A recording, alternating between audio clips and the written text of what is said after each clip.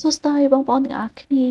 ថ្ងៃនេះខ្ញុំមានមុខម្ហូបចង់មកណែនាំថៃប្រហើមជាមួយនឹងទឹកត្រីជូរហឹរបើនិយាយពីរសជាតិវិញឆ្ងាញ់ខ្លាំងមែនតើហើយចុះបាយហ្មងតើយើងមកមើលពីវិធីធ្វើទាំងអស់គ្នាអញ្ចឹងដំបូងគឺយើងដាក់ត្រីចៀនត្រីប្រហើមនឹងដែរក្លិនរៀងស្អុយប៉ុន្តែឆ្ងាញ់ខ្លាំងហ្មងហើយបន្ទាប់មកយើងចៀនត្រីហើយយើងដាក់ដាំទឹកដាក់ស្ករចូលហើយបន្ទាប់មកយើងយកត្រីដែលចៀនហើយនឹងយកប្រឡាក់ជាមួយនឹងទឹកស្ករ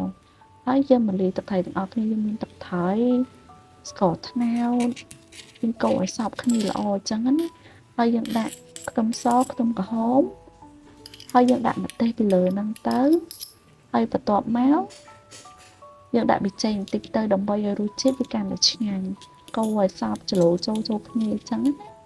ហើយបន្ទាប់មកយើងថែមក្រូចឆ្មាទឹកត្រីជូរហឹរត្រូវតែមានក្រូចឆ្មាអញ្ចឹងហ្មងអូយបន្ថែមជីរអន្សុយពីលើនឹងទៀតកាន់តែជាតិខ្ញុំនិយាយមែនម្ហូបនេះឆ្ងាញ់ហ្មងហើយយើងញ៉ាំបាយចុះណានិយាយមែន